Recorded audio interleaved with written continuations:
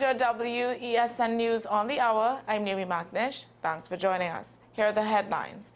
Opposition leader vows to deport Venezuelan criminals by any means necessary. The Met Office issues an adverse weather alert. Firearms seized in Roxborough and welfare officer charged with fraud and money laundering. Now for the details. Opposition leader Kamla Persad-Bissessar has issued a stern call for decisive action against illegal Venezuelan migrants following the brutal murder of 69-year-old Winston Thomas in Golconda. Thomas was abducted from his home allegedly by Spanish-speaking men and later found dead in his car on the Sir Solomon Hotroy Highway with stab wounds to his head and his hands tied. In a statement on November 26, Persad-Bissessar expressed outrage, accusing illegal Venezuelan migrants of an increasing wave of violent crimes and warning that those involved in such acts will face deportation by any means necessary. She called on the Venezuelan community to assist the police in identifying criminals and urged migrants to either live peacefully and lawfully or leave the country. Persad-Bissessar declared that the safety of citizens must come first, saying enough is enough. The Met Office has issued a yellow-level adverse weather alert and is advising people to monitor weather conditions and assess their surroundings before venturing out. The alert is in effect from 10:45 a.m. on November 26th to 4 p.m. on November 27th. An approaching trough is expected to bring periods of light to moderate showers with a 70% chance of heavier showers or thunderstorms intermediately between the 26th and 27th. This weather pattern increases the risk of landslips and landslides, especially in hilly areas such as the Northern Range. Additional impacts include street flash flooding and gusty winds near heavy downpours, the alert said. People should avoid driving or wading through floodwaters and follow the instructions of officials. An anti-crime exercise in the Roxborough Police District resulted in a firearm seizure. Around 3:30 p.m. on Monday, the 25th of November 2024, members of the Tobago Gang and Intelligence Unit acted on information and proceeded to Louis Bay, where they carried out searches in the surrounding areas, where PC Dates spotted 2 suspicious black plastic bags hidden beneath a blue shed. The bags contained 1 silver Mossberg 12-gauge shotgun and 1 Black Glock micro conversion kit. The items were seized and taken to the police station, where PC Dates will continue inquiries. A welfare officer appeared before High Court Master Casabon on Monday, 25th of November 2024, where she was granted bail in the sum of $250,000 with a surety. Deborah Griffith was arrested and charged with 18 counts of obtaining monies by false pretenses, 18 counts of money laundering, and 17 counts of uttering a false document. The accused was also ordered to surrender her passport to the Registrar of the Supreme Court by 28th of November 2024. She was also ordered to report to a specified police station twice per month on a specific day. The matter has been adjourned to 11th of March 2025. Investigations reveal that Griffith allegedly obtained a loan of $146,530.44 to purchase a vehicle. However, she allegedly failed to acquire the vehicle and used the funds for unrelated purposes. Further inquiries uncovered that between March 2014 and July 2015, Griffith allegedly submitted multiple fraudulent travel claims, pretending to have purchased and owned a vehicle to receive traveling benefits. The claims amounted to $36,611.30. The investigation was spearheaded by Inspector Francis and Sergeant Tony and conducted by Corporal Cummings, PC Khan, and PC Belfast. The fraud squad warns members of the public that altering information to gain financial or other benefits is a serious criminal offense. Such actions can result in criminal liability and prosecution. Well, that's news to the hour on WESN. I'm Naomi McNish. Thanks for watching.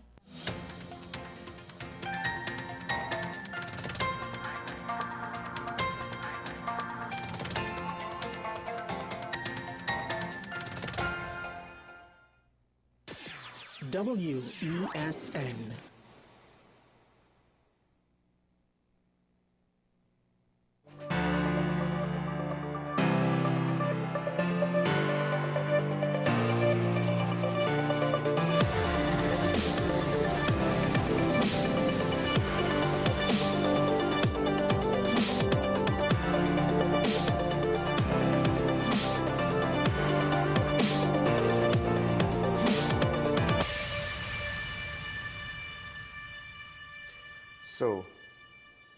we live in a country that seemingly has issues, a lot of issues, in a lot of areas. And of course, one of the questions is how do we fix it? First of all, I like to say that for what seems to be, and this is not technically accurate, I did not count and measure and weigh to get an exact figure, or in this case, an exact percentage. But it seems to me, I am under the impression, and I think for emphasis, 99% of our problems, we don't necessarily hear any solutions being offered from those going up for elections. With regards to a lot of issues in the country, the silence is to some extent deafening. And more importantly, there are several key things that members of the population have always questioned. Key things to do about crime and governance and accountability that we don't necessarily ever get even a hint or whiff of answers for. And these things overshadow a lot of our issues in different ways. And it is what makes solutions extremely difficult to implement and in some cases to even find. But the implementation is the problem because it's always interfered with, whether blocked or utilized as an opportunity to do more nonsense. Right now, it seems as though our entire system of governance is an opportunity for nonsense. There are a lot of questions, not just with efficiency, but even with regards to possible corruption. Case in point, now the OWTU, the SWWTU, that's the Seamen and Waterfront Workers Trade Union, and other unions, Postal Union, Aviation, Communication, and Allied Workers Union, they had a candlelight vigil on Dock Road. And that apparently turned into a full-on protest. Now, first of all, I think I've reached the point where I'm not going to knock anybody for protesting once it's done peacefully, once it does not unnecessarily inconveniences the rest of the population. I mean, granted, if the murder rate goes out of control, you know, everything is relative, right? Right now, to some extent, what they are arguing about is their wages. And an indicator in the economy that their request for higher wages is not entirely wrong. And I say not entirely because I just don't want to speak in absolutes, right? I haven't gone through all the details. But one factor in their favor, and we'll get to this point, I believe, when the good lady comes later as well, is the fact that our inflation is so low because we have nothing to drive the prices forward. Prices increased, but wages, salaries, the money that's available to the population, which would be the main source of inflation, did not increase. That people can't necessarily afford the standard of living they did not too long ago. And because of that, there's no room for prices to increase because the demand side is hampered by a lack of ability, not a lack of wants. But for the most part, we haven't necessarily seen the economy slow down to the point where it is readily apparent that anything is wrong. So they're protesting for their wages and stuff, but they didn't merely speak only about wages. One of the things that was spoken to the media about was issues with TNTech relative to corruption, relative to contractors taking away the jobs and functions of the workers, retirees being brought back into the system for TNTech, and that's essentially being another cause of corruption. According to the people at the protests, at the union protests, they are saying this is what management does not want you to hear, which is a believable statement because give me one concrete example of a state entity or government entity or ministry, public service entity that is being operated well. And I've yet to hear it. I've asked that question multiple times. But the point is, it's not just mismanagement in the sense of management is bad at their job, so they don't know who to hire, so maybe they end up hiring too many people. One of the interesting stories, recurring stories on the internet is you have someone saying, listen, I was willing and I figured out a way to do 3 jobs in the form of 1 because I utilized innovation, I automated processes, I got this trick, I got that trick, I figured out the work. And then they undervalued me, so I left and they had to replace me with 3 people. I mean, the best workers, depending, may not work with the government. Or if they're really good for their long-term prospects, they might at some point leave public service. Maybe, maybe not. Some people, they run away from the drama and the bacchanal and the internal politics and strife and the office politics of the public service because the bureaucracy is a whole next level in some ways, not all, compared to the private sector. So my point is, it's not just about poor management decisions, poor HR decisions.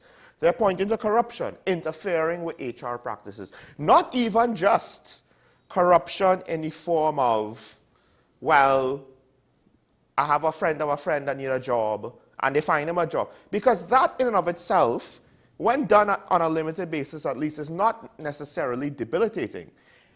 Assuming you actually get someone, you're trying to get a job for someone willing to work and has the ability to do the job that they're granted, well then, you know, on a limited basis, that's not so bad.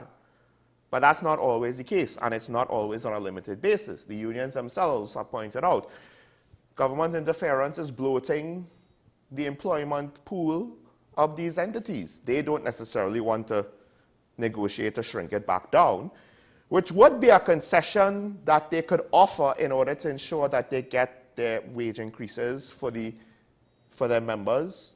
They don't want to reduce their membership. That won't necessarily be popular with the members, but that could be the give or take on their situation. They're not willing to go there. That's a whole other story. Corruption. Corruption is potentially harming the operations of TNTech among other entities. It's not just, oh, well, we need to institute better policies on how we retain experienced staff. No, because corruption is undermining whatever processes are there in the first place. So then what we would need is systems to try to eliminate the corruption. But then who is going to operate those systems? The very same management who's participating potentially, allegedly, to some degree in the corruption, or the politicians above them who potentially, allegedly are participating on the corruption. Because that's the thing. We could try to fix these issues of corruption, but the people whose job it is to implement the fixes, they're also potentially part of the problem. So why would they wholeheartedly go forth and fix when they enjoy the status quo, which is not always good.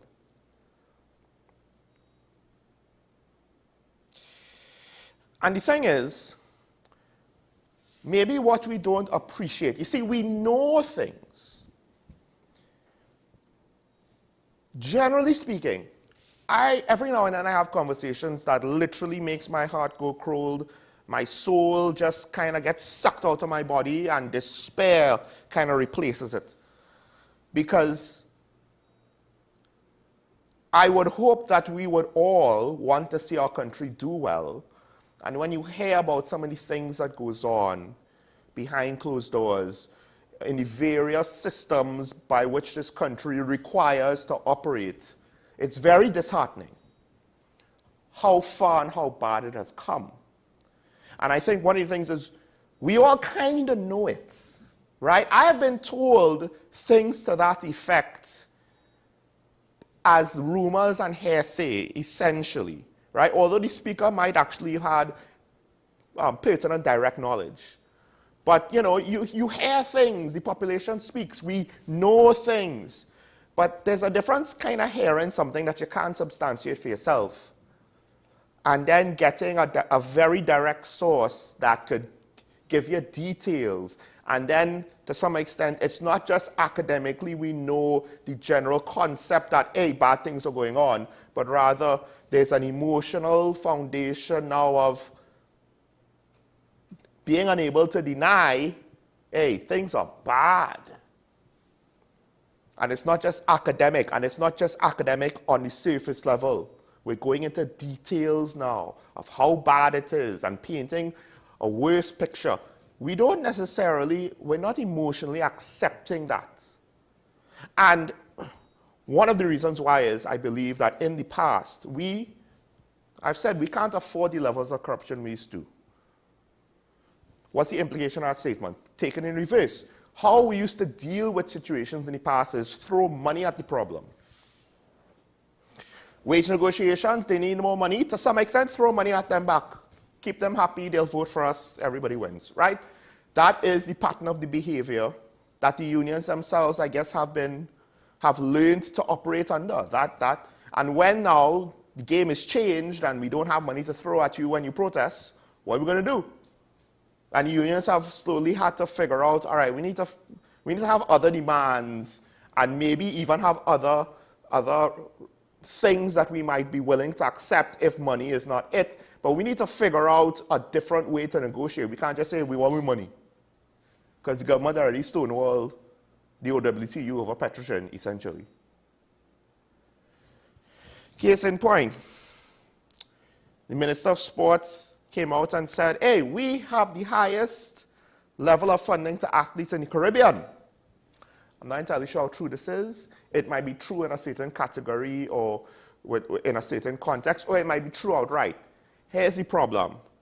That might be true. We might be, the government, our government might be funding our national athletes more than any other Caribbean country. I don't know if you noticed, but the last Olympics, we didn't really get the results that would imply that we are investing more resources than everybody else. Because it's one thing to throw money at a problem. It's another thing to actually have a plan and implement that plan, for that plan to make sense, and for that plan to be effective, much less cost-effective. Because it seems as though the money that we're throwing at sports is the opposite of cost-effectiveness. And with regards to things like, oh, WASA, they have corruption and certain jobs, that's one of the reasons why probably these institutions are bloated. Because you have people there that either can't do the work, don't want to do the work. They're not there to actually have a career or to do good work, to provide service to the public and improve the overall society through their work, through their role. They're just there to collect a check. Some of them, they're not even there, but they collect a check. So what do? You have to hire workers to actually do the job while carrying the dead weight. That's throwing money at the problem. What? Corruption, so there's thieving. We don't even know how much thieving. But it's impacting the budget, so we have to increase the budget. That's throwing money at the problem. But we can't afford to do that anymore. We have to actually, and perhaps we might be able to get deeper into this as the weeks goes on to close out the year. Like, here's another example. Now, the chairman of NALIS is defending the construction of libraries and hotspots. They just opened a $42 million public library in La Joquita, which is considered a crime hotspot. And on principle, he said, well, look, let's not discriminate against this community. Let's provide them with something that could benefit the young people of the community and even the older people. On principle, I agree with him. We should not neglect communities and say, nah, let's not put anything there because crime. And to some extent, with regards to crime hotspots, things like holding regular sporting events for the community and having a public library, these things help take the young people off the streets, give them a relatively safe space to allow them to do something besides fall in with the local gangs and participate in criminal activity or learn how to. The problem is, the key word there is safe space. Safe, the safe. To some extent now, we might need to put in more effort to ensure these areas are safe. Is that being done? So the issue with the library is, it in and of itself is not a solution. And not just a solution, but the intrinsic value of the library is potentially going to be impacted by crime. Because then now, all of a sudden, kids come after school during the week. They have a few hours that they could potentially safely go to the library, but then they have to leave because it's dark. Now, unless the parents are going to drive and pick them up, and even then, that's not necessarily always so safe. It's probably better to be home by sundown. Because this could be a pattern of behavior that criminals potentially could learn to exploit. And then, you know, between 2 to 6, is that enough time? Because it's not as though literally kids will go from school to the library and spend 4 hours doing work in the library just so. Now, the library isn't just, and this is the other thing. In 2024, is the library really the answer to any problem in the modern age? Because before, the library was the answer to how do we provide knowledge and information and potentially expand the horizons of young people by exposing them to more than just their immediate surroundings. Well, a library would have reference books, technical books, books that have information on various subjects, but also books, magazines that would have write-ups and knowledge about other places, other cultures, other customs, books on fiction. Fiction is a tool by which we examine the human condition, that we examine human emotions. All of these things will help broaden the horizons of individuals with regards to how they relate to the world. Because in the past, books, yes, television and film also could provide some of that, but books was the main repository of knowledge. And then the digital age came, and computers came, and the internet came. So now the question is, how pertinent is a library in 2024? Now, I'm not saying that the money should have been used to give children digital devices so they could access the internet, because that is a recurring expenditure and a game that we probably will never win. I don't know if that's a good idea to depend upon something like that. But perhaps something to be done to promote, to improve the infrastructure and the systems in place and to provide assistance if necessary to get digital devices to young people would be more effective than a library. Now, with that said, that doesn't mean that I'm saying the library is a completely bad idea, because what did I say before? A safe space, potentially, if operated and run well. But it's not just the library running the library itself, but the library's place in the community. It could be a safe space. And depending on how safe it is and what other security is put in place around it for the community, it might not have to be a situation where, oh, well, the sun is going down, it's night, we need to get out of here because it's not safe at night. But rather, it could be a safe place for young people to be regardless of what time, later into the night, 9, 10 o'clock, and it keeps them away from the criminal element, depending on how it's all implemented. But just opening the library and say, ooh, yes, this is a good thing, I don't think that works anymore, because the intrinsic value of the library is reduced now in 2024. I can't tell you the last time I've even gone into a library in order to find out information. That doesn't mean that NALIS is obsolete. We still need someone to actually do the work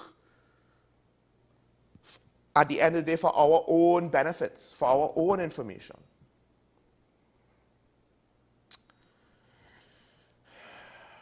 But just $42 million library for a community, if implemented poorly, it could just be a white elephant that nobody uses. Why would young people go to a library? It could offer computers for those that don't have access to the internet or digital devices. But for those that do, why would they go?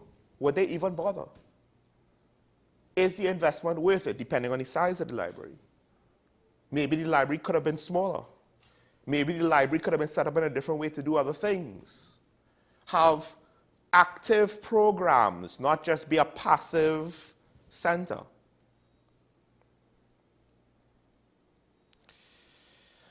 When people want to question the cost for the library, I think it's valid. But to be fair, there's an auditorium, an amphitheater, and adult and child-specific sections. It'll open until 10 p.m., all right. But again, what about the security? And do they have specific programs to make use of those areas? Or are they relying on someone to come in, a third party, to figure it out for them? And if that doesn't happen, then what? It's not a bad idea, but it seems more like we spent money for a solution. We don't necessarily have anything to indicate it's a good solution. And then we have to ask, to what extent has the money been wasted?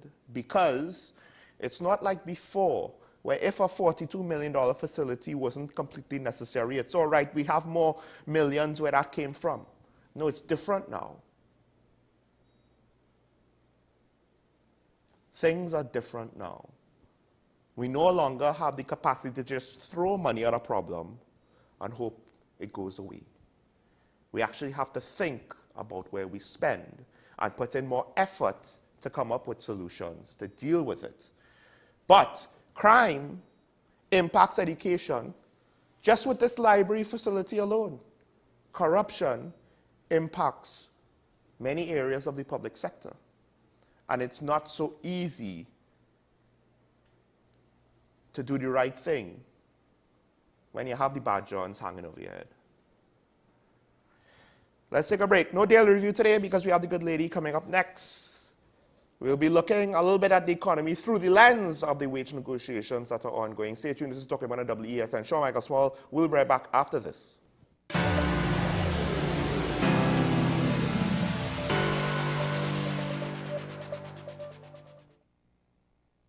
My name is Dr. Stephen Carroll, the CEO at Community Hospital of Seventh-day Adventist, and we are committed to making good private health care affordable.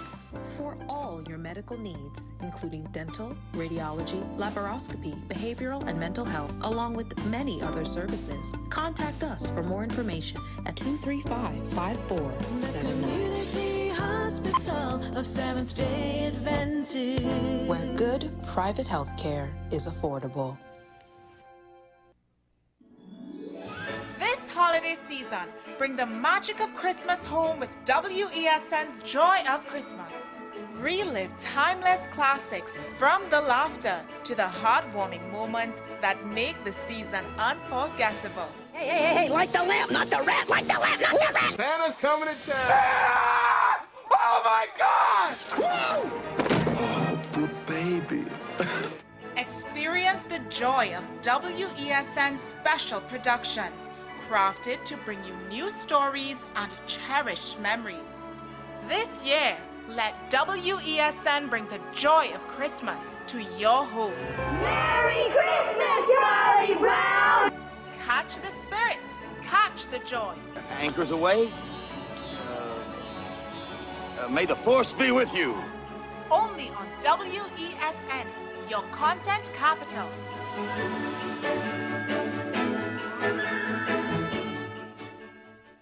Transform your home with PCU Plus. From stylish furniture to the latest appliances, we have everything you need to create your perfect space. At PCU Plus, we offer fair prices and affordable financing options that are cheaper than hire purchase agreements. With convenient locations in San Fernando, Tobago, Arima, and our lifestyle showroom in Barataria, you're never far from the best deals. Visit PCU Plus today and discover why we're the top choice for quality furniture and appliances. PCU Plus. Quality you trust, prices you'll love. Visit one of our locations or find us online to start transforming your home today. If these walls could talk, they'd cry uncle. They didn't plan to become offices. or yoga studios. But they've stood by us, even when we got a little stir-crazy. For that, they deserve some thanks. They deserve Benjamin Moore. SM Group International Limited, your solutions partner for the latest innovations, brands and competent staff to meet your needs.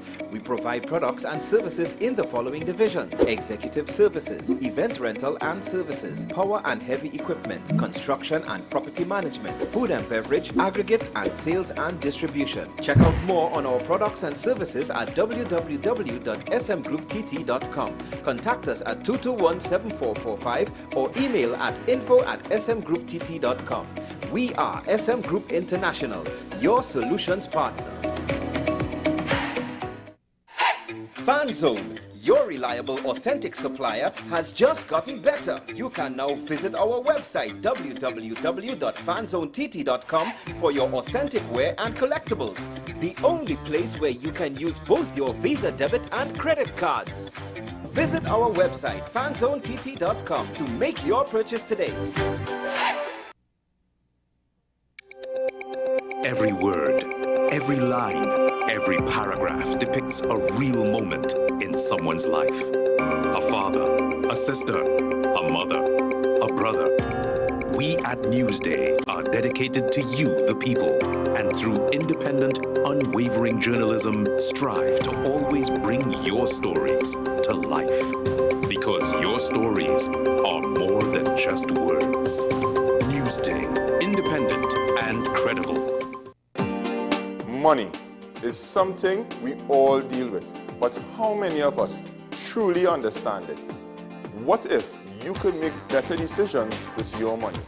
Decisions that secure your future, protect your family, and bring you peace of mind. I'm Darren Jacobs, and I'm here to help you make sense of your dollars. Welcome to Dollars and Cents, the show that breaks down the financial world in ways that matter to you. No jargon, no confusion, just real conversations about money, your money. So join me every Wednesday at 10 a.m. on WESN for Dollars and Cents.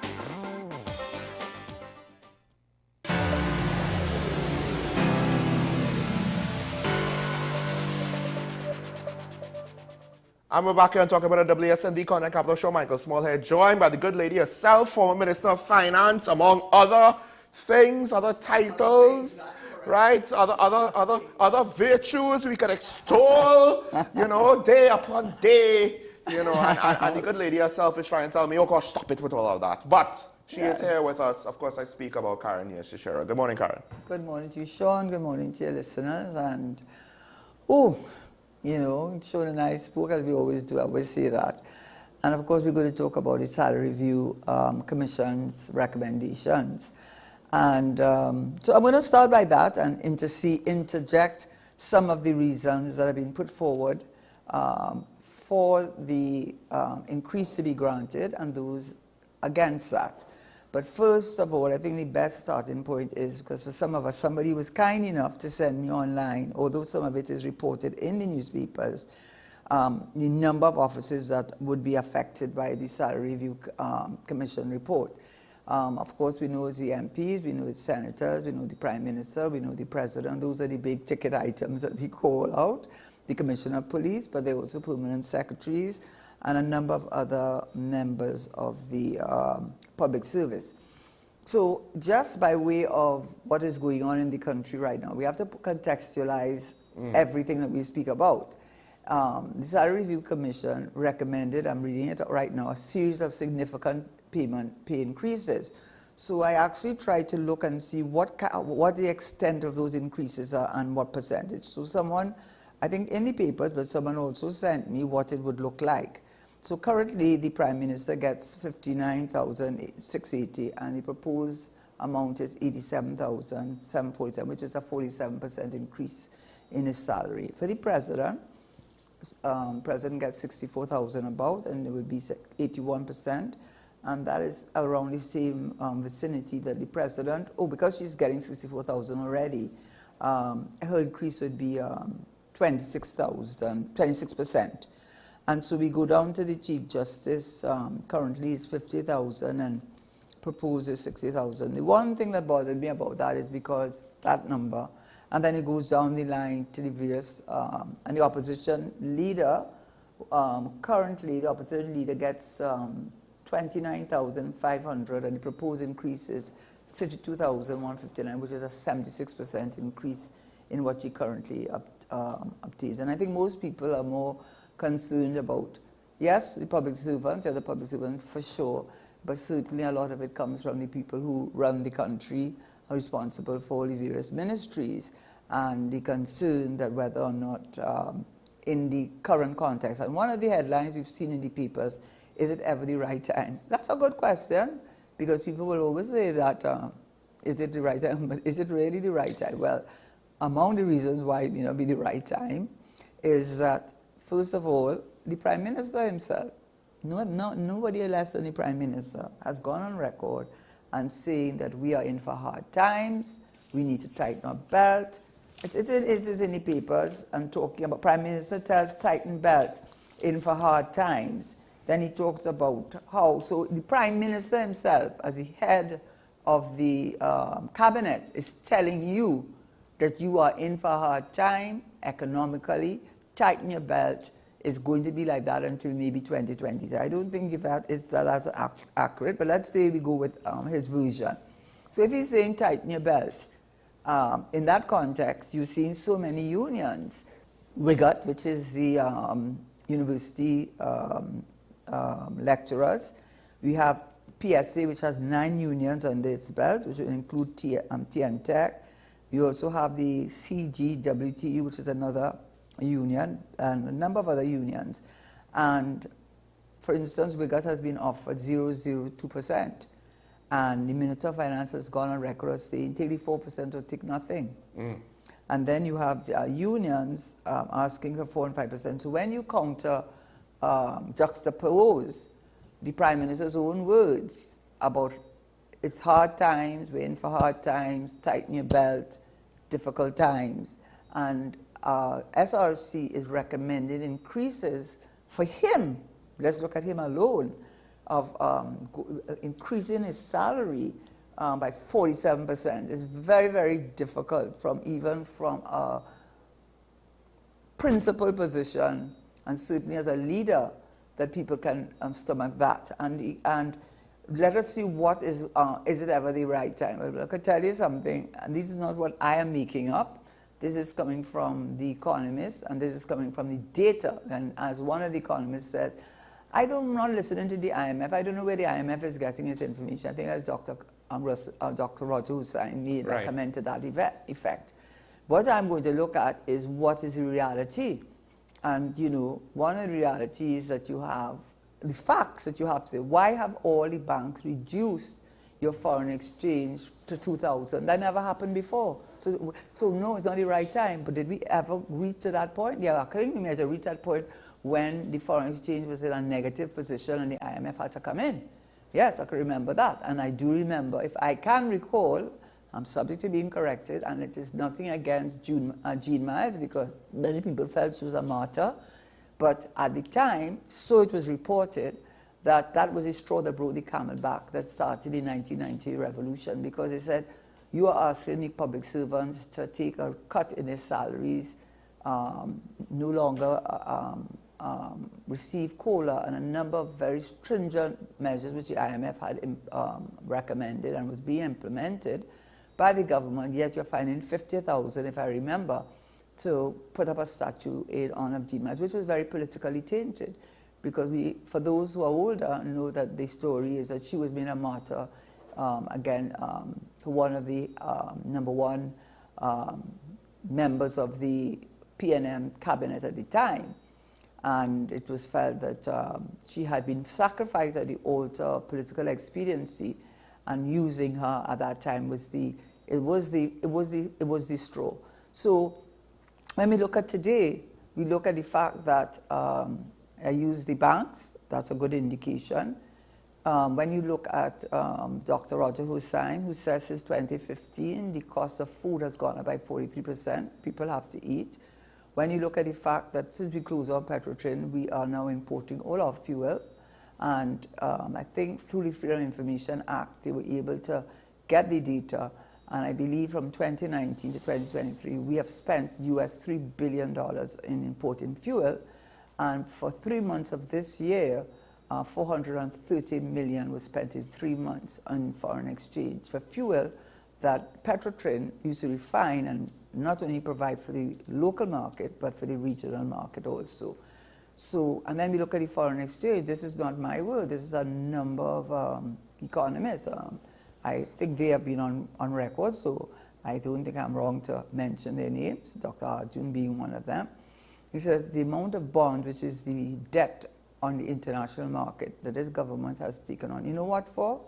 Not to go on and earn other streams of foreign exchange, but rather to pay recurring expenditure. You know what that is? A large part of it is salaries to public servants, state enterprises, and the government is the largest employer of persons in Trinidad and Tobago. So when you look at your foreign exchange position, which according to them, if you took away the debt from what's in the foreign exchange, it went from 10.5 billion in 2015 to about 5.6 billion today. That's by half in a matter of a few months. You have to know that that cannot be a good thing.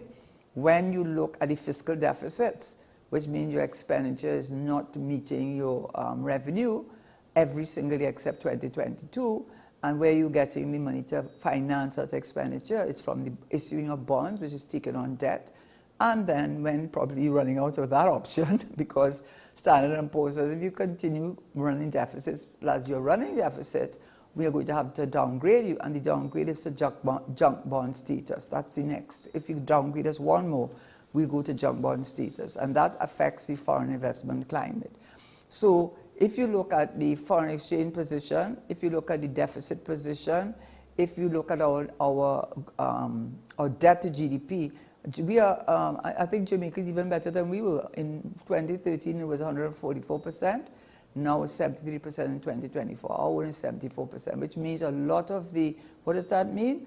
That means you're paying debt all the time. What does that mean? You're not allowed to grow the economy. So those are some of the indicators that we have. Unemployment rate among the youth is very, very high.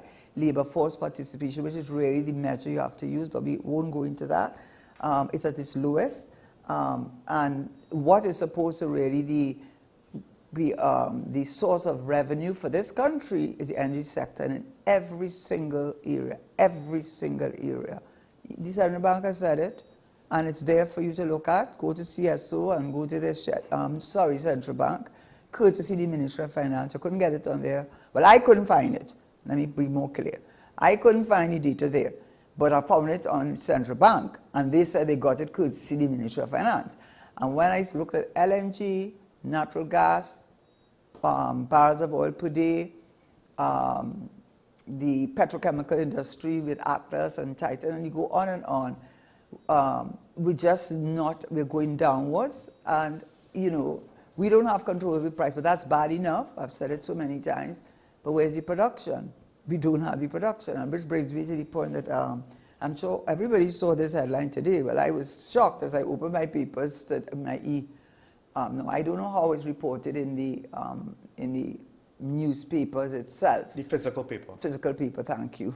The Bolivar. What is it called? I think it was on the front of the Express. In red. I think talking about this legislation that was passed in the lower house, House of Representatives, which is controlled by the Republicans, as is the Senate, controlled by the Republicans. And I wanted to use the actual wording. I don't know if you can pick it up, because I was trying to make sure that I found it and was able to refer to it and see exactly what they said, what that legislation that they have passed in the lower house, and there's no reason to believe it won't be passed in the upper house, is this. It says that, God, what will new act be Dragon Fee's tipping point? And that new act is the banning operations and leases with illegitimate Venezuelan authoritarian regimes. And it's a watershed movement. And what it is really saying is that it is really saying, other than like the OFAC, which is already in place, those with that license already, every country that does business with Venezuela the head of an executive agency, this is the bill, may not enter into a contract or procurement with any person who has been determined to be engaged in significant business operations with an authority of the government of Venezuela that is not recognized by the United States. You understand what I mean? Right. And they accepted the OFAC licenses. But guess what? That Dragonfield license that they're talking about is coming to an end in the next 11 months. Right? And this is what disturbs me. Why is the Minister of Finance going on air and talking about they're doing seismic this, seismic that, they're doing data, that is why. No, 2017, I went to PDVSA site, I have it right here. I went and look it up to make sure, Karen, don't say something, let everybody look it up, because I don't want anybody to say I'm saying things and I'm not giving you information and not being responsible in what I am saying to you. I went to the PDVSA site, PDVSA, and that was in 2017. I'm just going to read this part. He was talking about entering into an arrangement with, I think with Trinidad, right? And they were talking about the Dragonfield project. They were specifically talking about the Dragonfield project.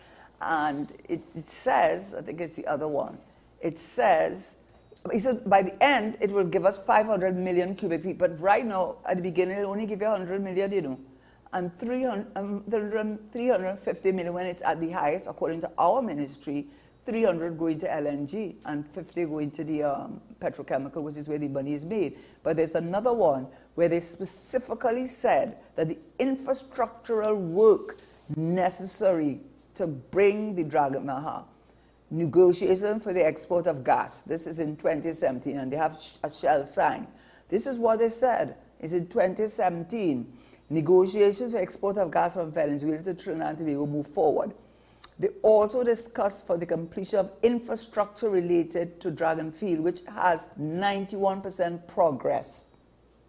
I'm reading it right now. So what is he talking about? You know what he's talking about? Bolivar, PDVSA, OFAC. And they had to admit in the article that why isn't Shell making a tide say this? Because they didn't get the 15 years they wanted. So if you wanted, if it's not the right time.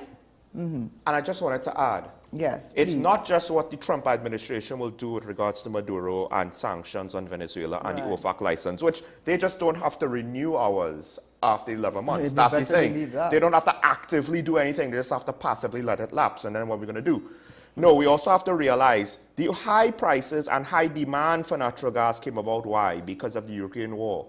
And if Trump's agenda is to end that as soon as possible, and if it is ended reasonably peacefully, that means that a significant amount of Russian natural gas might be back on the world market, because a lot of the exploration and expansion of the energy sector that happened in the last year and a half, there were signs, Karen, I remember speaking about this with you during COVID, where it seemed as though BP and Shell wanted to pull out of Trinidad and Tobago completely. And they only came back here because there was a demand for natural gas. They had needs Europe needed to be met. Now if those needs disappear because... No, but America is meeting the needs now, eh? Well, right. But my point is the world economy might have extra gas. All of a sudden, we don't need Trinidad and the Dragonfield anymore. We don't need exploration anymore. I think Dragonfield, we're doing like what the Prime Minister is very good at deflecting. Because this our conversation is not about Dragonfield, because Dragonfield but the effect on the economy. Yes, right. The effect on the economy. And I only mentioned it because of the headline today, right? Which only goes to the question of why should they get an increase. Really, that's really why I mentioned it. Because, you know, when you look at the significant increase, you are looking at in a context where the economy is flailing. You cannot say otherwise. The reserve requirement that the Central Bank has for banks to keep a certain amount of liquidity money in the bank, they have dropped it from 14% to 10% because they want to put money into the economy. repo rate, which is the rate that the banks overnight rate that they charge. But it is to encourage banks either to increase their interest rate so they could, because there's too much money circulated, or reduce it in order to get money in the system. The repo rate is 350. It's been like that from 550 to 350 for the last 5 years. All of those are signs, my God, all of those are signs that the economy, taking 18.2 billion out of the HSF, the foreign exchange cut by half, and it is debt that it is covering it, using the money that you raise by these bonds not to develop new streams of foreign exchange, because the problem is there is a shortage. So that is why the whole issue of devaluation, understandably, is really it's not going to solve the problem. Right. Because if you have allocated the foreign exchange that you have, that is central bank, and they are paying this rate of 680. But there's a shortage. How is it small and medium and who are not part of the allocation, right? How are they going to keep their businesses alive? How are they going to pay their VAT? How are they going to employ their employees? How are they going to contribute to the economy? They're going to do it by buying on the black market and giving those who are the preferred anointed ones. And what is the yardstick you're using to determine that they should get it, right?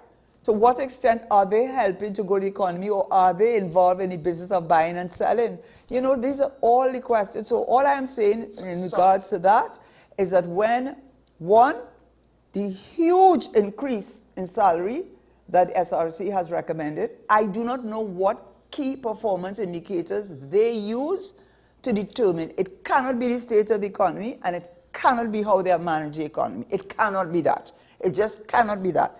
It cannot be that the economy is well and everybody getting a big salary, because you fighting them for 2%, 2%.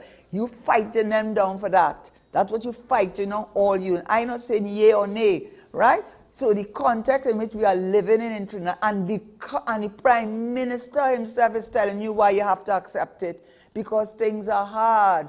Things are hard. They're telling you the cost of food gone up by 43%. The cost of living is high. How in heaven's name, as a leader of this country, what have you done? The crime is up. I brought the data, I had it with me when I came here. Serious crime, not serious crime, murder, every single one of them. Act for extortion. Look at that bacchanal with those police officers. I'm not passing judgment on them, but something done wrong with that.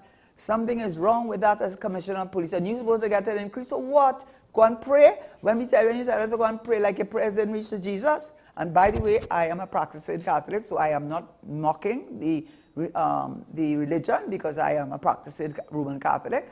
But my goodness gracious me, you go in and tell people to go to pray. What kind? That's your leadership skill? That's your leadership answer? A country without a vision is going to perish. And this government has shown zero vision. Right?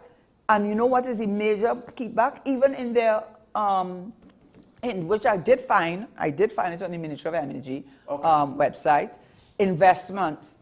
And they divided it into, you could look it up while I'm speaking maybe. There are 3 categories. Deep water rounds, then there is the onshore rounds, and there are 3 types of rounds. The one in deep water round, 4 to 70, one of them came up dry. You know, I mean, and 4 out of 17, every single one of them that this government offered companies, and it didn't limit it to international companies, any company that wanted to take the risk, because it is risk, to find the oil or to find the gas. The response has been very, what does that say? The confidence in the economy is not there. And Dr. Hossain has said he's not looking at IMF data to say the growth economy. He's looking at the data that is available to him. And the data available to him is saying something different. So how are you as a government, as servant, that is what, listen, I was in government, so I feel I could speak. I feel I have the right to speak on this.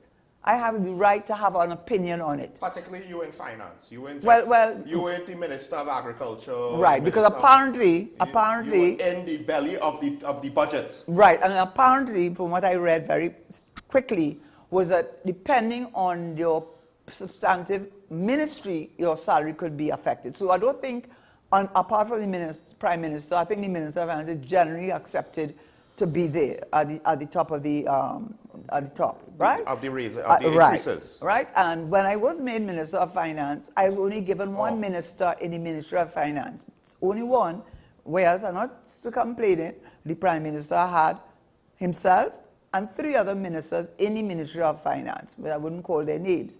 And then I had my my constituency.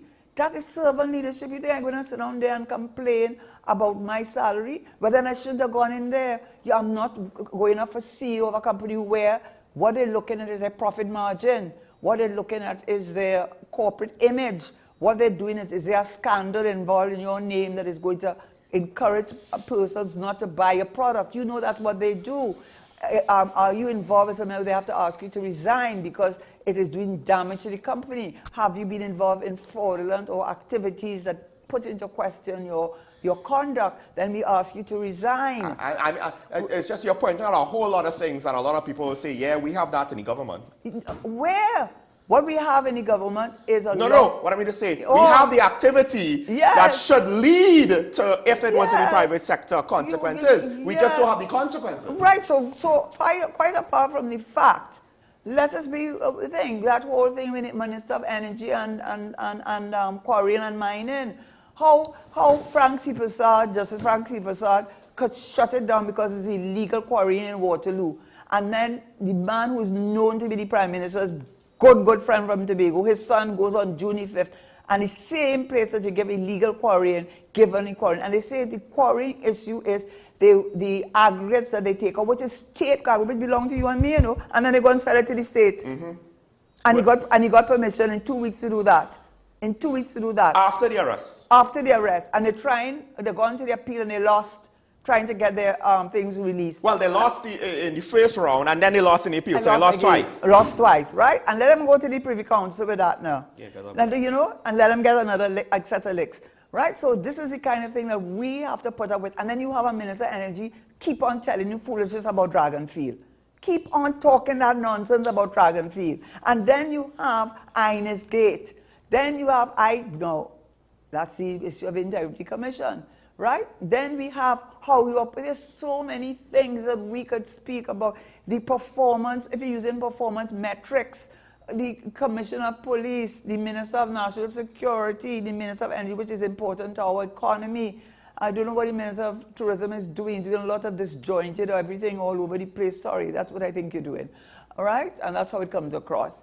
The whole flooding issues all over the country. And, you know, I mean, if I had to rate you, you're supposed to get a decrease in your salary.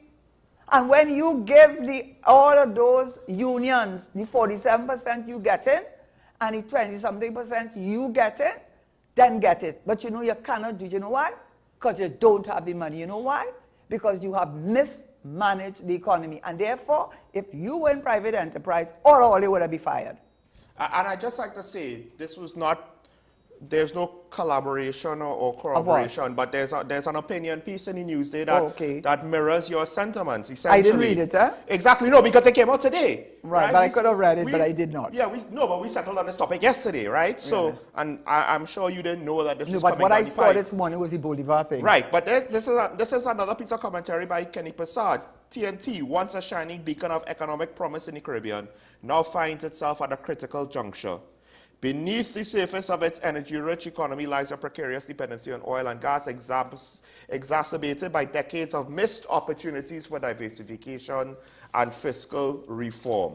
The persistent challenges faced by the nation, from dwindling foreign reserves to mounting debt, things that you've been pointing out long before today, demand not just acknowledgement, but bold and transformative action. These are the words of someone else that more or less goes in line with what you're saying. On the same day, you all have, at the very least now, presented similar arguments. So it's just to show, it's not that Karen is pulling this energy thing because she wants to talk about Stuart Young, you know, out of nowhere. But energy is they tell us as the lifeblood. They tell us that, you know. In fact, their behavior indicates. And he Action speaks louder than and he words. went and danced in Right. Venezuela. Action speaks louder than words, right? You could say that agriculture and tourism is important in the budget presentation all you want, but what we see is the actions behind the energy sector. Right, and if you were in private sector, I'm telling you, you're getting fired.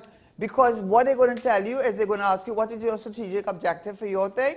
What do you intend to achieve within that period of time? How are you going to, they're going to want you to give them a roadmap in summary, and then you have the, you have executive summary, and then you have the big something of how you intend to go about achieving those objectives. Then they're going to ask you at the end of the day, have you achieved objectives? What were the things? And then when you are a failure, when you are an abysmal failure because we're using metrics to determine your performance, then you're out of a job. But the only thing is we can't fire you until fire, but you bold enough to want to come and tell the boss, I know I'm a failure, I know I didn't deliver, a matter of fact I make things worse, but I want 47% increase in my salary. So, and don't worry with the workers, You see them? Don't worry with the workers. They real put us at 2%, When you hear things like this in the private sector where management and the board ask the workers to take a pay cut, but they get bonuses. No bonuses for you for Christmas, but bonuses for us. Pay increases for us. That usually is a controversy that could lead to the end of someone's time as CEO or chairman of the board. I just want to point that out. Now, that's what happened with Obama. Now, can I just say this, as you mentioned that? I do remember in 2008 when they had the global financial crisis, and a lot of the big financial companies, which are deregulated as opposed to the banks, they did not have the level of regulation that the banks had. So a lot of them invested in asset-based securities. Anyway, we won't go into all the property values. Right, and the two, Fannie Mae and Freddie Mac. But anyway, the point about it is, Obama passed the legislation there because people were so outraged that the country was suffering, people had lost their jobs, the car industry was on the verge of collapse, and he had to put in money to bail them out. But they also passed legislation that all of their commissions will be taxed by up to 95%. So they went with nothing. Now, with regards to the SRC proposals... I'm not saying to do that in Trinidad, I'm just trying to tell you that the people of the country understood the immorality and the lack of principle, and this is really, apart from the fact that on a pragmatic level, the Prime Minister gets, by the way, for a judge, not let's speak of judge, I don't know if the judge was being quoted correctly, so I am going to say that, but that is what was in the newspapers, and I did not see anything to contradict that. They are not getting that now. What they're getting now is more than 95% of this country getting. And by the way, to become an MP, as you very well know, that is why a lot of them stay, I know that, and take and stay quiet, because a lot of them are either older persons who, if they go out in the market, they will not get a job. They'll also be blacklisted if they made the mistake of resigning.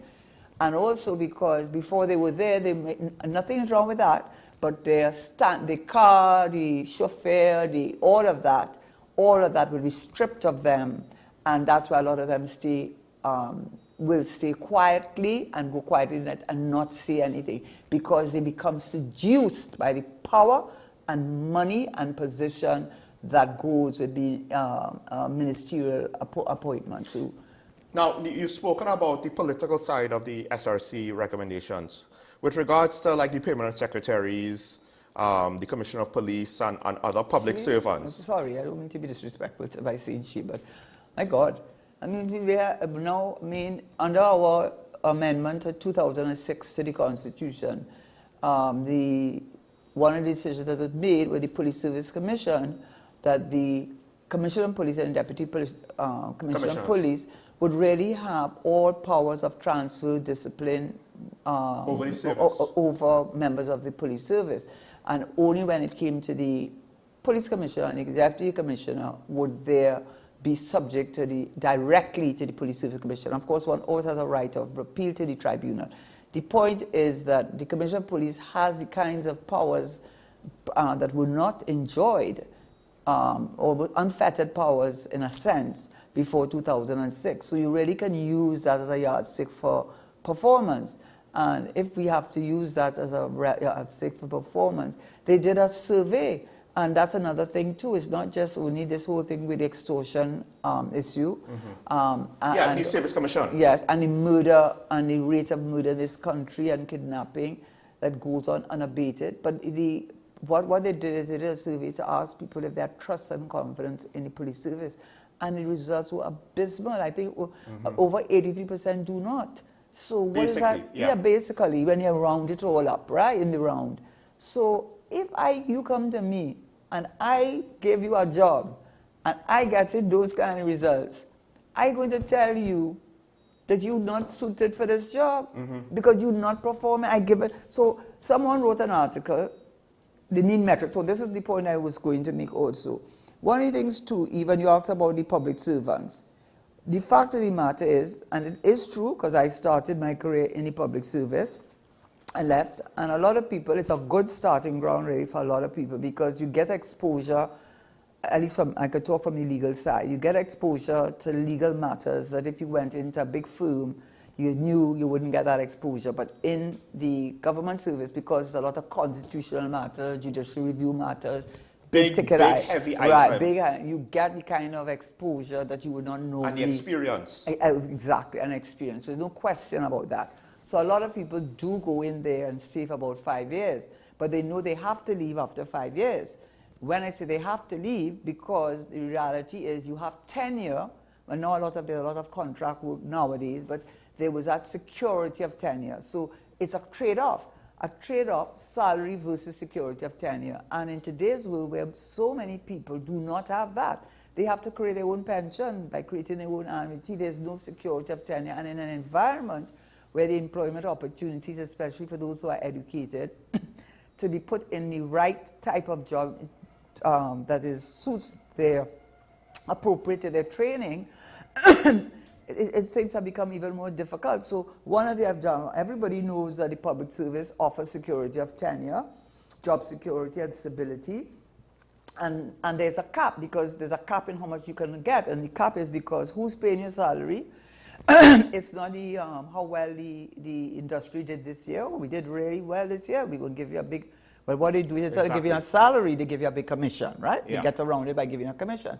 The public servants are paid by the taxpayers. So when we increase your salaries, us, the taxpayers, are paying for that.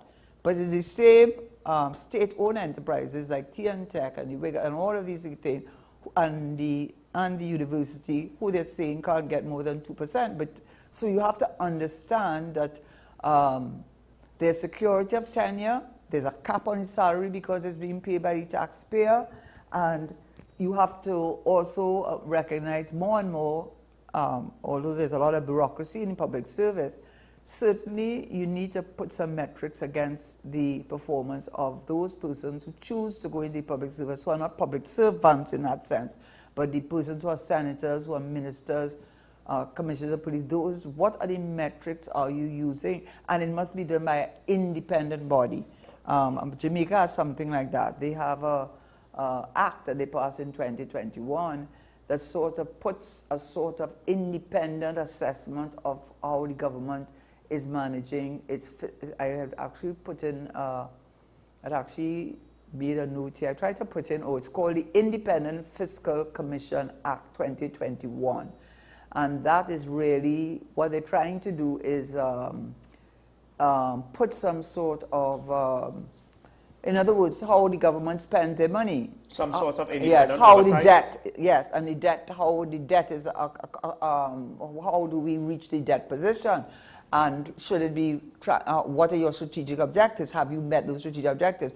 Now, they can't tell the government what to do, but they can monitor the government, and what they do, by statute, by law, they publish their results, and it's done, and their results are assessed by an independent body.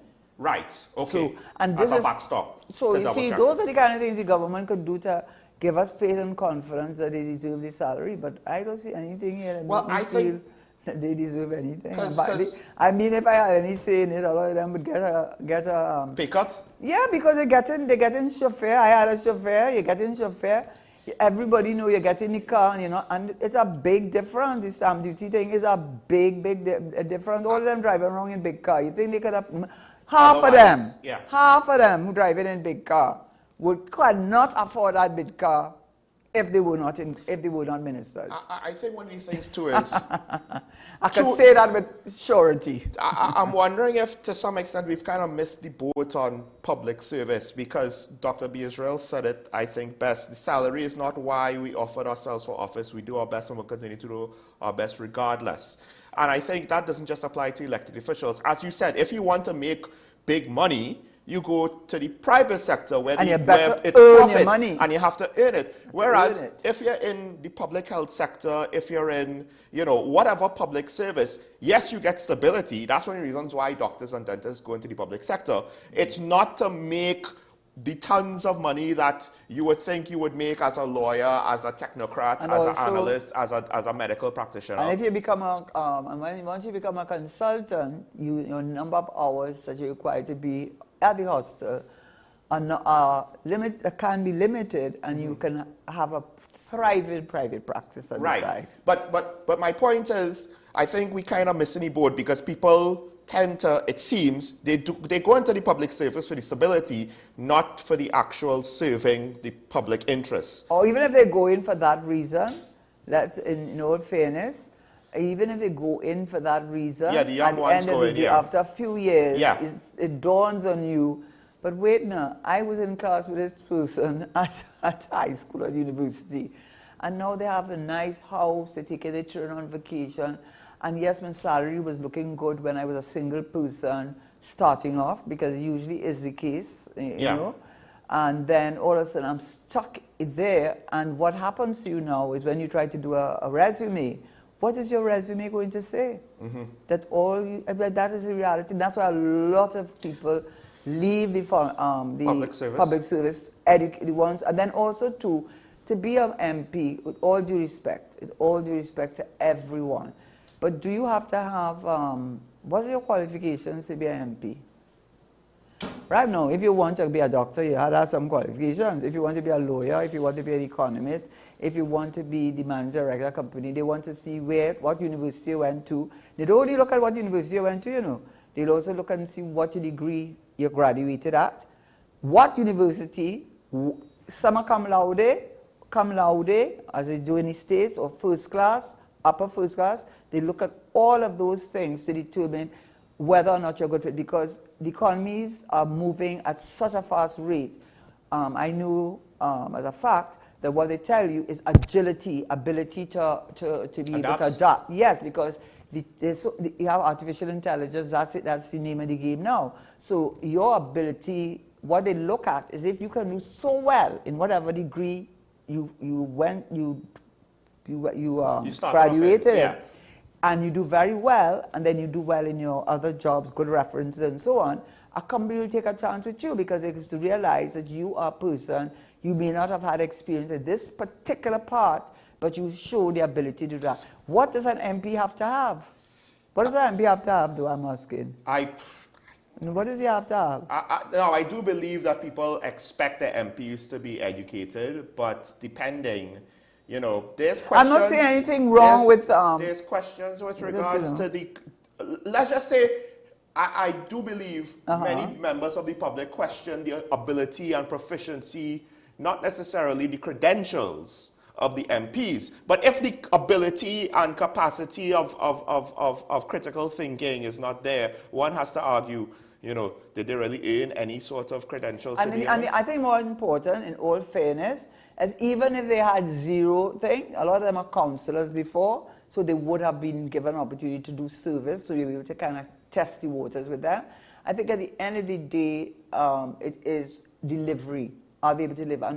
And unfortunately, a lot of your ability to deliver is, the reality is it your government in power or not? That's number one. As a councillor. Yeah, as a minister, even as a, sorry, as a, not, yes, as a rep, no, as a rep on the count. As an MP. Right, as an MP.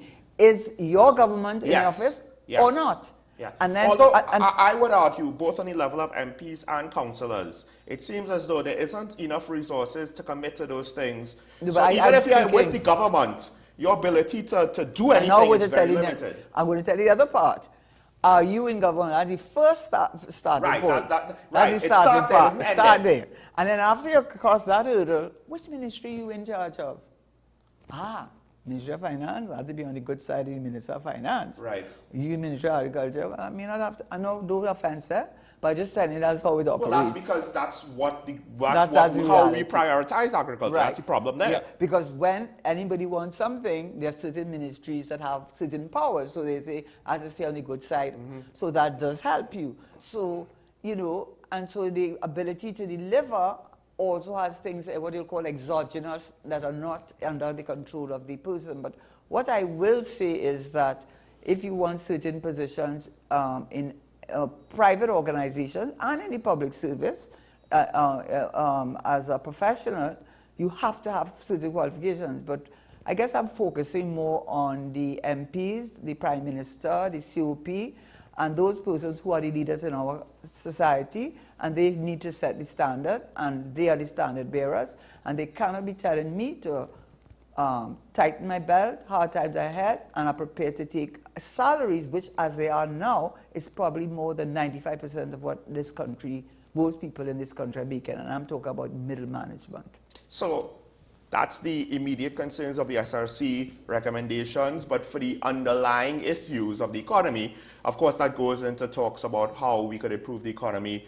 We've started those discussions. Well, I would argue that I have offered certain general ideas behind it. Some of the callers want more specific details, of which that started off yesterday, and we'll continue with those conversations ongoing. But generally speaking, I guess you could say more needs to be done to diversify the economy and long-term investment. I know you're going to turn to the phone lines, but in relation to that, I have to say that I have written and had published an article on cultural tourism in detail, and I don't know if it's a coincidence, but soon after I noticed that they called the Ministry of Tourism to Ministry of Tourism and Culture. I have written an article in detail on the agri and agri-industry. I have written in detail an article on the Trinidad and Tobago International Financial Center. I have written in detail on 3 areas where I saw opportunities for earning foreign exchange, and have shared that and had it published in the Express. And so it is not that I have sat down and been a critic. I have used the experience I have had and offered solutions, whether they are accepted or not. But I have not more than just criticized, I have offered solutions. Now, with that said, we're going to open up the phone line so you could call in and have your say. And again, this is going to be an ongoing discussion. So I understand that there's a lot of criticisms coming down the pipe, but it's to tie everything together because, and this is what makes things difficult, it's not as though these things happen in a vacuum. Part of it is because of corruption, because of crime, because of mismanagement, because of voting patterns, because of a lot of things. And it's almost like a Gordian knot. Where do you start to try to unravel it? Or can we figure out a sword that, like Alexander, to just cut through the knot? Maybe one could say that's cheating and not necessarily practical. But regardless, we had to find a way. We have Digger Martin on the line. Good morning, caller, you're on the air. Good morning, Mrs. Small, Caller, and good morning. a very good morning to Mrs.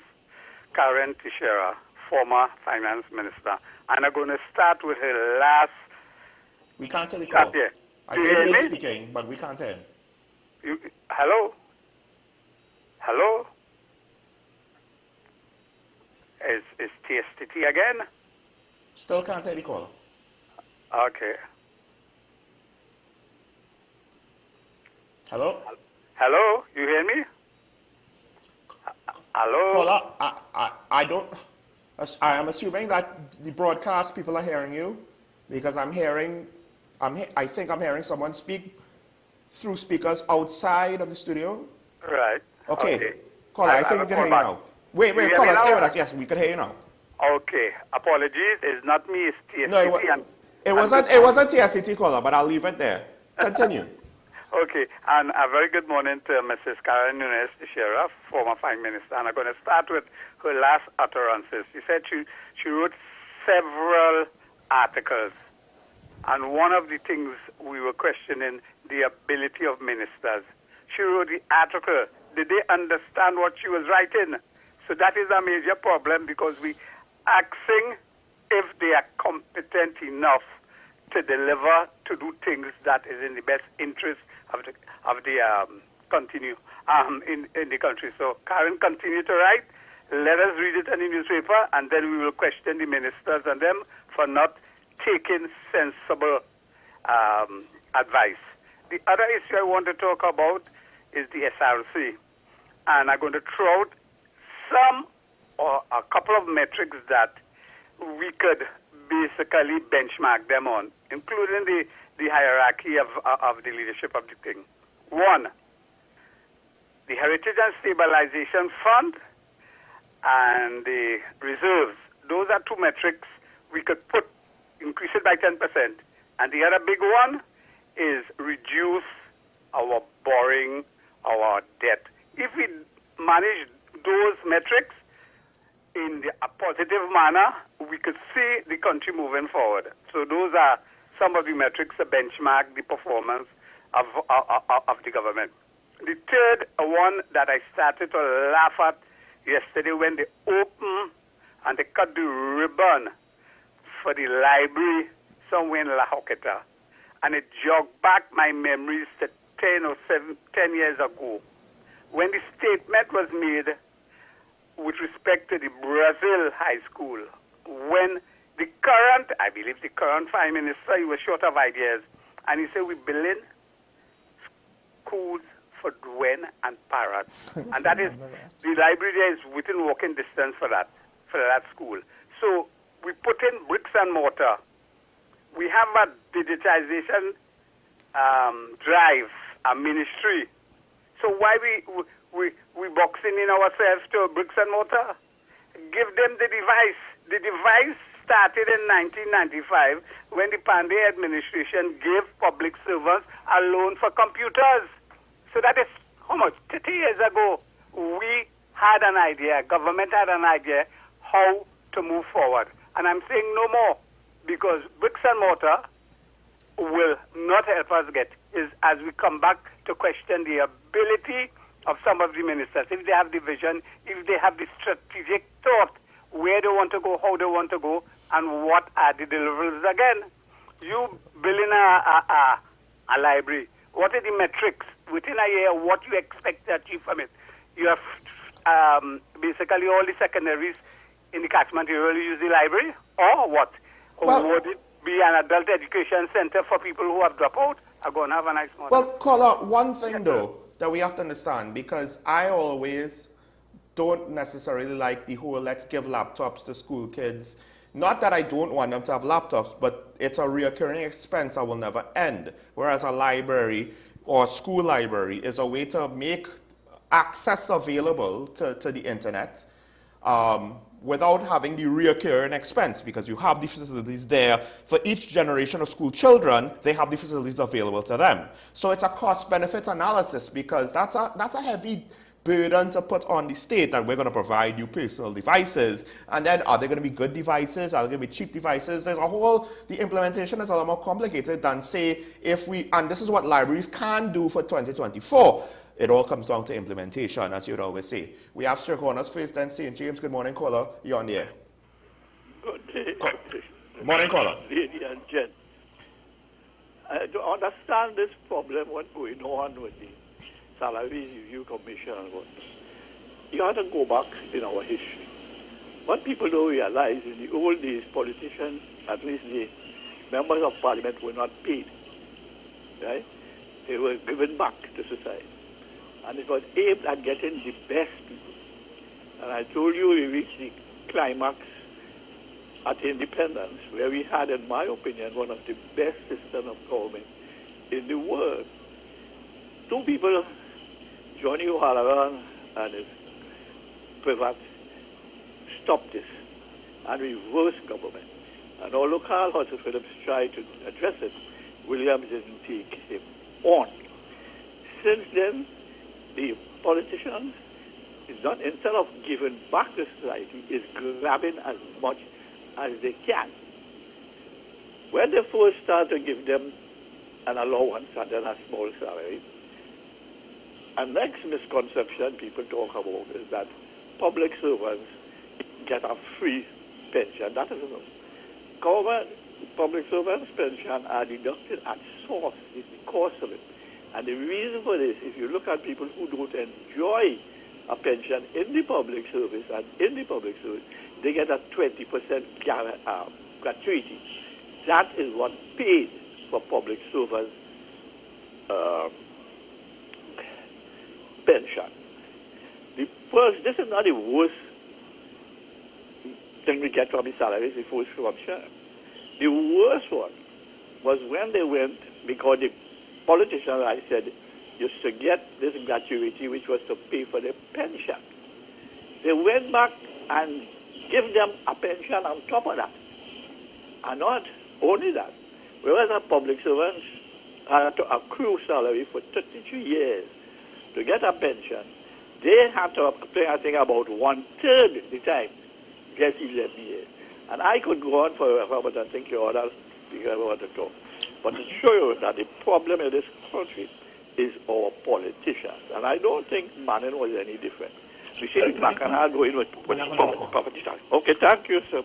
Thank you. I have a follow-up to your first comment, but we have St. James on the line, so we'll take this call first, and then we'll respond after. St. James, good morning. You're on the air. Yes, good morning. Morning. I don't know if you will be able to answer this. Could the cabinet, taking the recommendation from SRC, could they decide whether they can reduce on the rate that they were suggesting, or do they have to accept that figure in total? In other words, can they say, listen, we understand all what's going on, we understand all what people saying, and think we as the cabinet, we will reduce the percentage what is being suggested. I don't know if you all could say something on that. I'm sure they can, but I think that's going to then add fuel to the fire, because that will keep the issue burning. Because whatever they reduce it to, it won't be 2% and 3%. Yeah, that's part of it. And one last thing, with in terms of ministers, Singapore's always used as the poster boy for a country that had nothing, size of Tobago, and was able to do so well.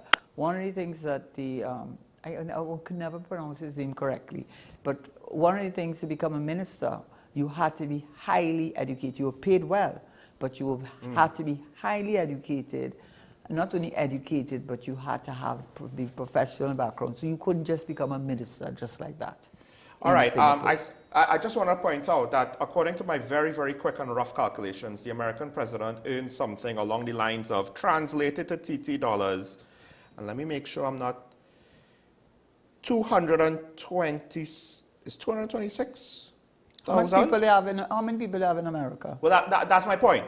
The most powerful man in the world, who has the most international influence in the world, right? And in TT dollar, he gets 400,000 US a year.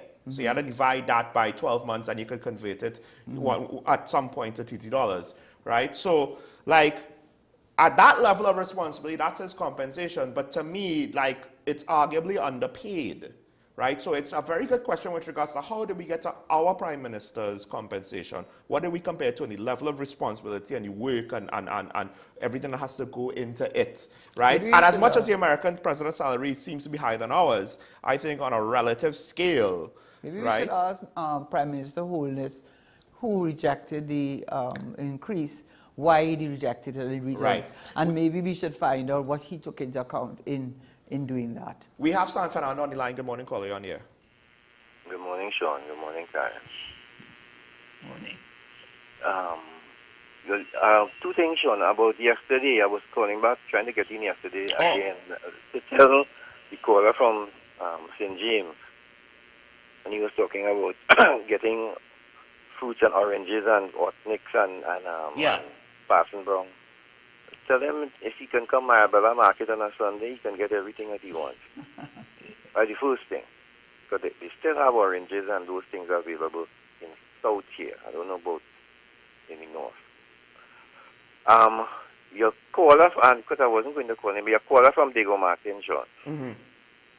Your caller from Diego Martin has an agenda, and I've seen it out loud, and I've seen it on your program, talking about that library in that was opened yesterday, and talking about bricks and mortar, and trying to suggest that they don't need a library in that area.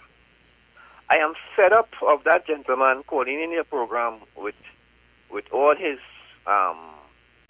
innuendos and trying to suggest, because he has no solutions when he calls in on your program. And I'm going to take him to task. And every time he calls and he does that, I'm going to call and take him to task. No solutions at all. Only innuendo and criticism. Why it is a library can't go in a Hokkita? Do you understand the economic situation in that area, and why it needs a library, and who's going to give them laptops? He's talking about the laptop program. Yeah. Let me tell you something. That has been a failure in this country. 2 governments tried it. Who he lords, those 2 governments that he lords, they tried it and it failed. I still have one upstairs in the house here, that my son got when my son went to presentation college. It never worked. It never worked. And the cost of those laptops, let me tell you something, Sean. They could have, what they paid for it, what Tim Gopi Singh and they paid for those laptops in the last administration there that bought them, those laptops, you could have gotten a Dell, you could have gotten a HP for less money than that crap that they bought. So don't come on this program and try to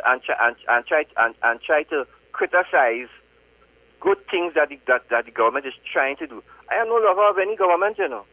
The government is there to serve the people. And in this instance, that is something to serve the people, that library. And they need more of those things. Because you can't, just as you're saying, you buy a laptop, it's a recurring expense. Because it have a shelf life. Who's going to buy a next one for them? Yeah. Who's going to buy a next one for them? Have a good day, Sean. Have a good day, Karen.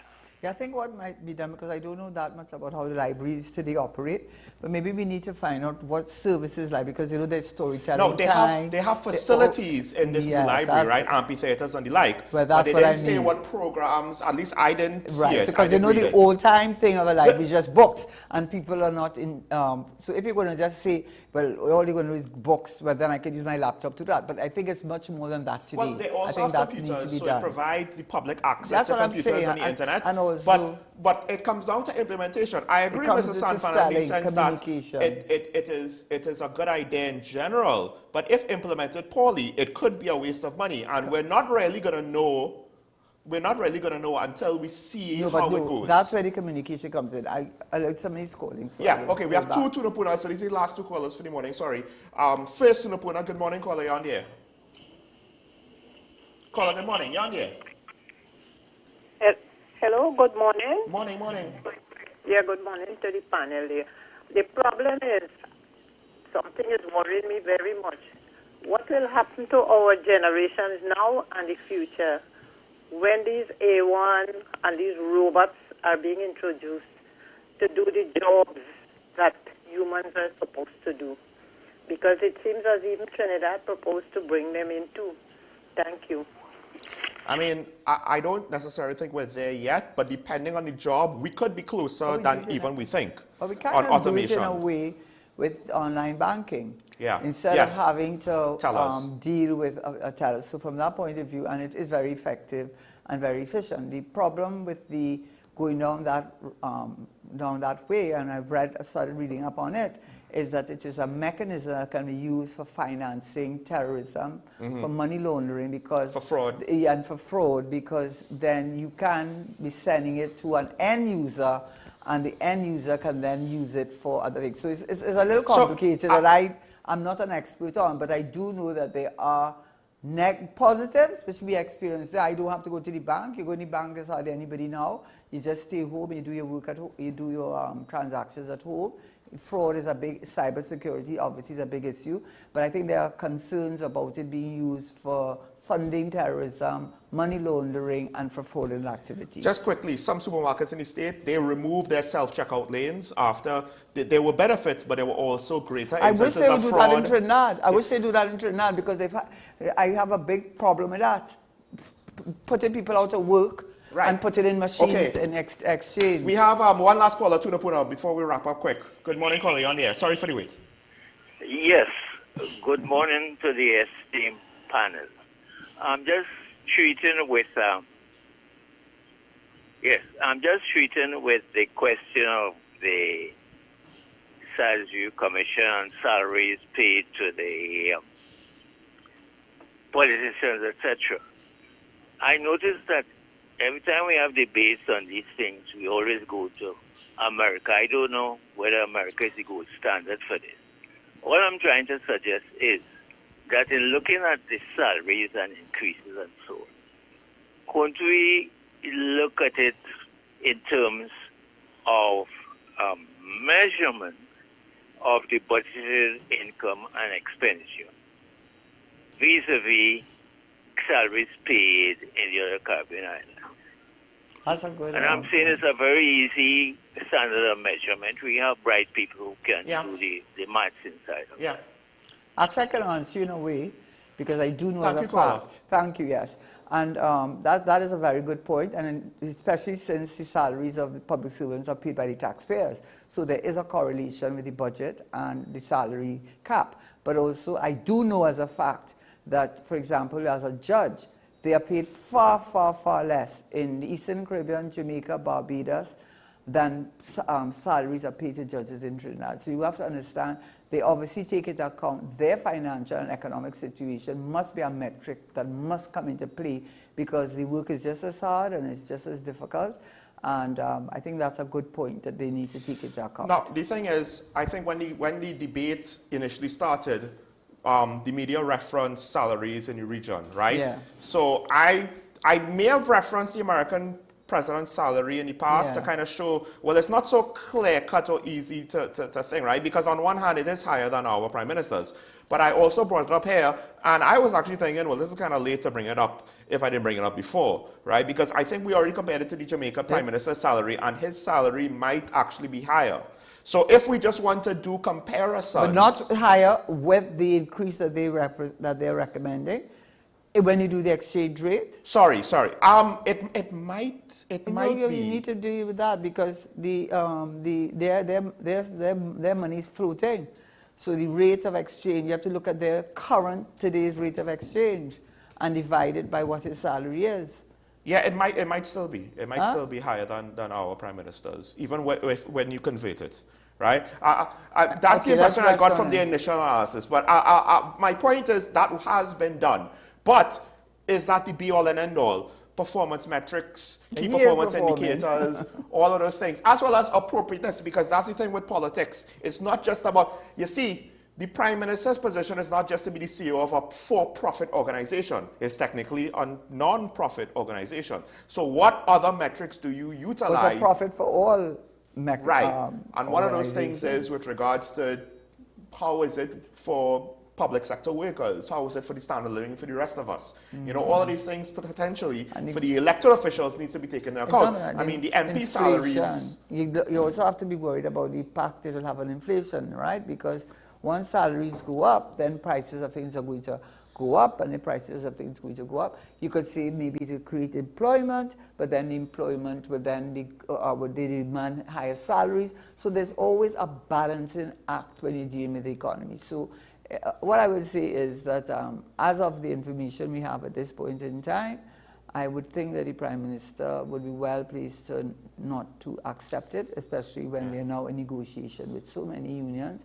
Well, we'll see how people will respond to that. And to the caller that said, you know, can they just take less money? The thing is, they'll be doing it kind of semi-blind. The whole point of the SRC is to actually go through the process to come But to let us do know the what calculations. how they Right? came. So I want to know how they came to it. what the government did was to tell the SRC redo it, but the SRC kind of just sent back a 98%. version of what they did before. With that said, this is an ongoing conversation until we get a resolution, if at all. So until then, I want to thank all our callers for calling in and engaging. The disagreements, I mean, that's just how it is with regards to perspectives. I understand where Mrs. San Fernando and Mr. Dick Martin's coming from. But, you know, we won't always agree. And I'll leave it there. We don't have much time to go further. Karen, of course, thank you for joining me as always. I will see you next week. We will see what else we will come up with to cause more controversy. With that said, make today a good day, as Mr. Shaw will always say. Remember your allegiance to each other and to the Republic. Yes, try to be not biased for any political party, but for the country itself as a whole. And always remember, it's nice to be nice. We'll see you tomorrow. Bye-bye.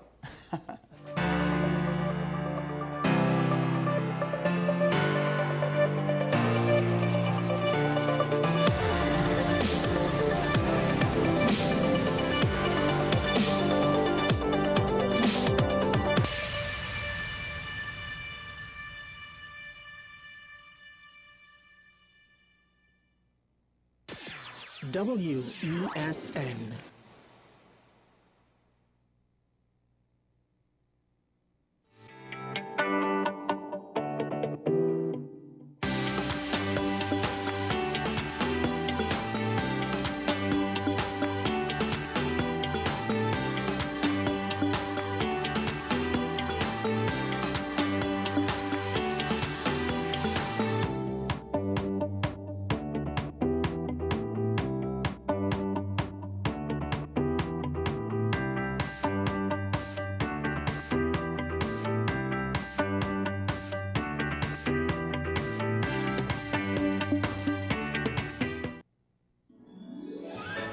Holiday season, bring the magic of Christmas home with WESN's Joy of Christmas. Relive timeless classics, from the laughter to the heartwarming moments that make the season unforgettable. Hey, light the lamp, not the rat, light the lamp, not the rat! Santa's coming to town! Oh my God!